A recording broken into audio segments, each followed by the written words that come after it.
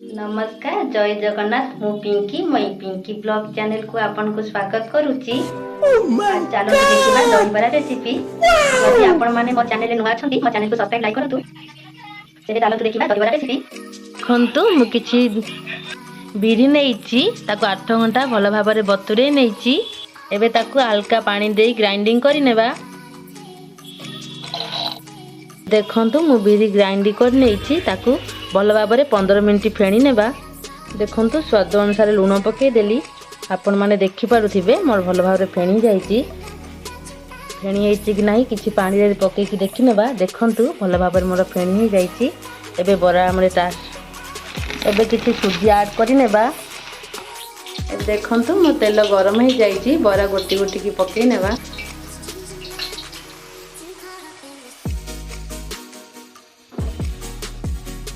देखंतु बरा को मु उल्टै नेइची।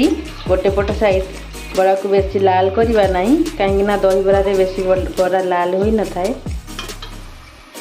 एबे देखंतु मो बरा हे जाईची। बरा सब बाहर करि नेबा। पानी रे पके नेबा। बाकी जो तेल थिबो सब बाहर दिबो। बाकी सब सेम प्रोसेस रे छाणी नेबा। एबे देखंतु मोर सब बरा बतुरे नेइची। किछि समय पय छाडी देबा ठंडा हवा पई। देखंतु मु मीठा दही नेइची। तो मु किछि फ्रेश दही नेइची। आपन के हिसाब रे आपन पानी ऐड करि परिबे। देखंतु किछि कला लूण नेइची। किछि भजा जीरा लंका गुंड नेइची। देखंतु जेहेतु मो पाखरे पैन नाही सेति पय मु कड़चुल रे फुटण करि नेबी। एबे देखंतु मु फुटण पय एतिकी दिनस नेइची। एबे फुटण करिबी। एबे फुटण पके देबा। देखंतु वर्तमान मोर दही बरा बुड़े रखिथिबा दही बरा को सब एमती चिपुड़ी की भल भाबरे पके नेबा। देखंतु एबे सब दही बरा मु पके नेइची। ताकू एमती किछि समय पय छाडी नेबा। जदि आपनक पाखरे फ्रिज थिबो ताले आपन फ्रिज रे रखि परिबे 2 ରୁ 3 घंटा नले खाली एमती रखि की छाडी देबे। तो आलुदम बनेबा पय मु तेल पके नेबी। आपन माने सोरिष तेल नेबे। सोरिष तेल नेले अधिक टेस्टी हे थाए। एबे देखंतु मो तेल रेडी जाईची। गोटा जीरा पके नेबा। किछि गोटा गरम मसला पके गरम मसला एबे देखंतु मो रेडी जाईची। एबे गोटा प्याज पके नेबा। प्याज रे किछि लूण हल्का पके देबा। प्याज लाल होला पय अधिक समय भाजिबा। एबे देखंतु अदा रसुण जीरा कंचा लंका पेस्ट मु रखिची। एबे देखंतु मो प्याज लाल हे जाईची। काश्मीरी लंका गुंड हल्दी गुंड पके भल भाबरे घांटी नेबा। गोटे मिनिट पय एबे देखंतु अदा रसुण पेस्ट दे भल भाबरे 50 मिनिट हेबा पय हल्का कसिबा। गैस को मन रखिते सब लो रे रखिबे मसला कसिला बेले। एबे देखंतु मसला गल भाबरे रेडी हे जाईची। देखंतु तेल केमति बाहरुची। एबे हल्का पानी दे देबा।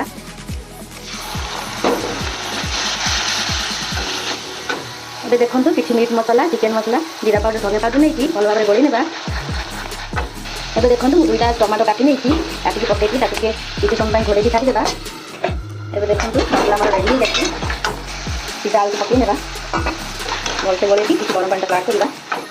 देखंतु कसा हमर रेडी हे जाईची। किछि गरम पानी आपन हिसाब आपन गरम पानी अधिक सिकल करिवे। जेहेतु हम मसला लूण पकेले हल्का मार कर नेबा। एबे देखंतु आलुदम रेडी हे जाईची। एबे बंद करि नेबा गैस को। हल्का गरम मसला पके देबा। हम आपन को दही बरा रेडी करिके देखैबी। देखंतु मोर वर्तमान दही बरा भल भाबरे हे जाईची। किछि दही बरा छाणी कि नै जिबा गोटे जगह रे। एबे देखंतु आलुदम देबा। किछि घुगुनी देबा। किछि कटा हे जिबा प्याज कंचा लंका देबा। हल्का सेव ऐड करि देबा। तो देखंतु मोर सुपर टेस्टी दही बरा रेडी हे गला। जदि